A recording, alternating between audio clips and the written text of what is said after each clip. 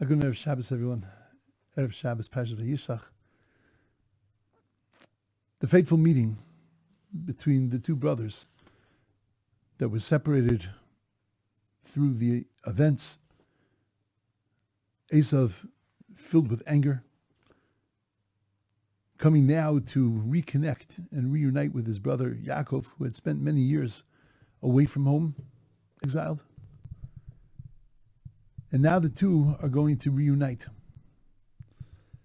And Yaakov Avinu does certain things to prepare, to get ready for this moment. One of the things, he sends a message to Eisav, and he tells Eisav, Im Lavan garti, vo'echar arata, that I stayed with Lavan, but I got delayed until now.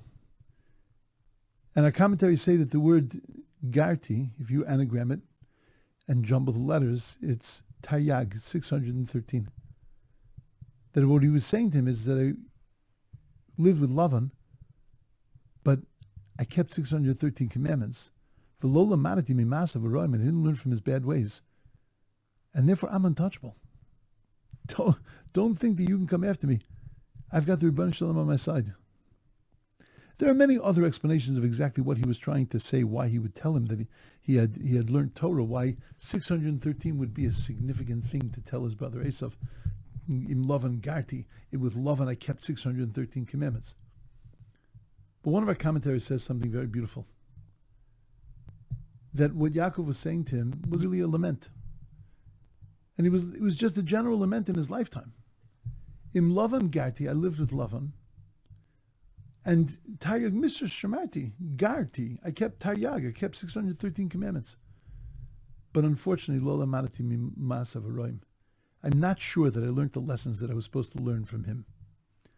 Because when you look at Lavan and you see the enthusiasm and the excitement with which he approached his idolatry and his ideology, as wrong as that ideology might have been, but he nevertheless was so tied into his ideology that he went searching for his truth, and when he thought that his idols were taken, he was looking high and low for them. He would never let it go for a second. He was so excited and on fire with what he was doing.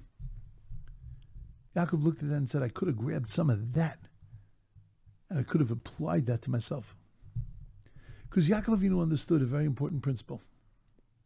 And that principle is that when things are fresh and exciting and new, when things have a shine and a luster, then we have a chance of them being kept, and we have a chance of them being passed on to future generations.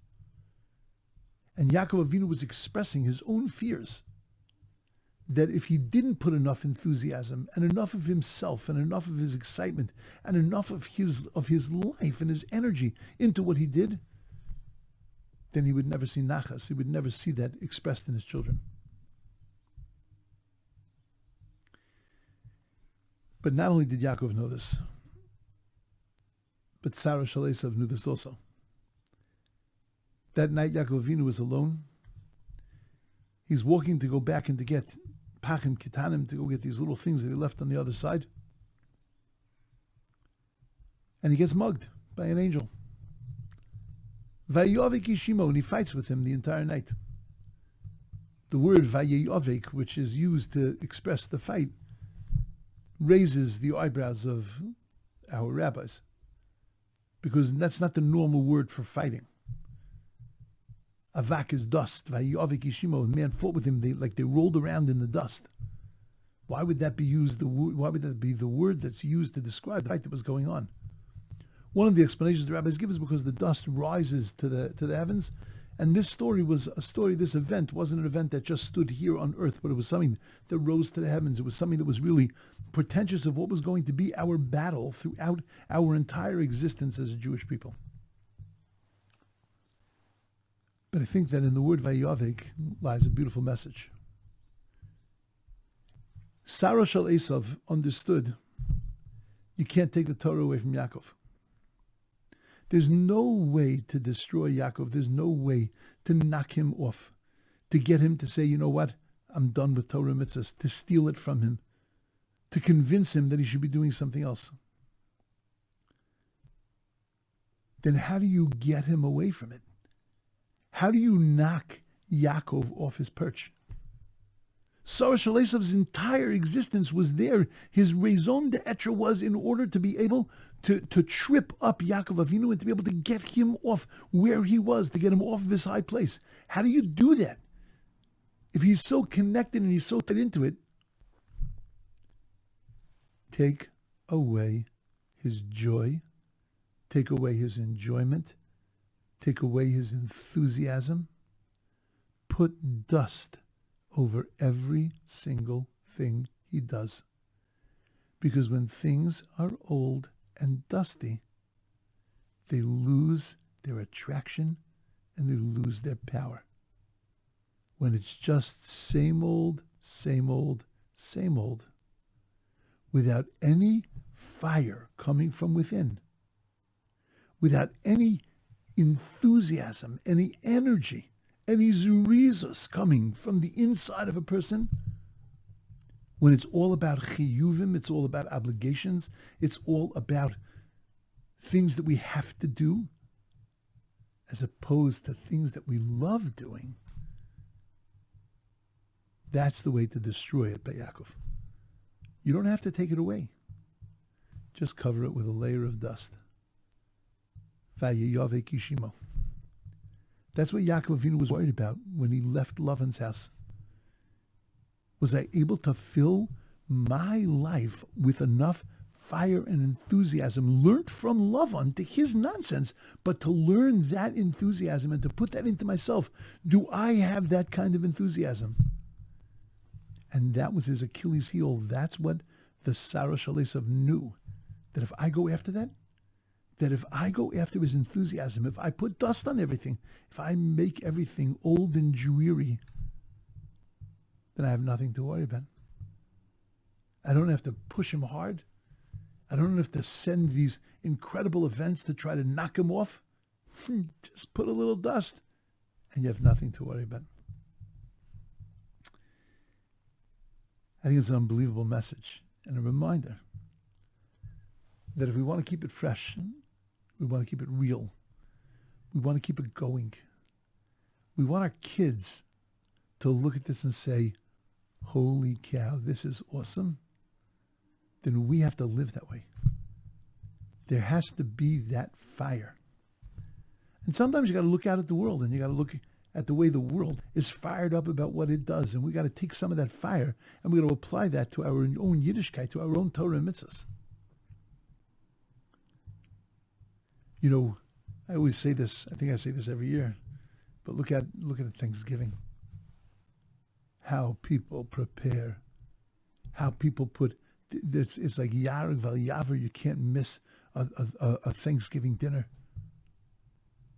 The hachanos, the preparations that we make days before, the energy that goes into it, the guest list that goes into it. Halevai. We should have that same energy each and every Shabbos. I remember when somebody said that they're worried about their Thanksgiving, they're having 8 guests, they're having such a big thing. You ever look at California dining rooms? They're tiny. Because the average California, when's he having guests? Thanksgiving and Kratzmach. And what's he having? 8, 12. We do that multiplied twice every Shabbos. 6 times on a 3-day yontif. I mean, we do this. This is de rigueur. But look at the energy he throws into it. Look at the money he throws at it. Look at the excitement and the enthusiasm and the preparation that he throws at it. Im Lavan garti, v'taryug mitzvah shamati. We live with Lavan. We keep 613 commandments. We're not learning from him. But we could use to learn a little bit about his enthusiasm and his excitement. Look at football. Look at what happens on a Sunday. On a Sunday, you gotta schedule and work it out. Make sure you're there for the games. You can watch this game and that game, and then comes January 1st, and then you got the bowl in the morning, the bowl in the afternoon, right? The bowl in the evening. Then you got another bowl because you just can't get enough of it. football, soccer, World Cup. You listen to the Mishugayim talk about World Cup, it's a World Cup, and everything falls. I can't go. World Cup, 3 o'clock in the morning. I'll be up 3 o'clock in the morning sitting in front of a game. I'm for sure going to watch that. Yeah, what about waking up 3 o'clock in the morning, learn a little Torah? What about getting up at 6:30 in the morning, coming to daven? Im Lavan Gati. I lived with Lavan. I could have used to learn from some of his enthusiasm. Sarah Shalesav knew that. And he knew the Achilles heel of the Jewish people. The way to knock us off and to destroy us, to suffocate us, Vayishlach ish imo, is to throw a little dust on it. A little dust. And as soon as there's a little dust, more will accumulate. And when it becomes dusty, it loses its power. It loses its ability to excite and to enthuse. And that's the end. That's the message of the beginning of this week's Parsha. Don't let your Torah and Mitzvos become dusty. Take it down, blow it off, clean it, constantly watch the dust to ensure that it remains fresh, new, exciting, and amazing, and that every single day is Hayom, is a new, fresh day with new, fresh approach to Torah and to Mitzvos, so that it never becomes old and dusty, not to us, not to our kids, and not to every future generation. Have a wonderful, beautiful, amazing Shabbos.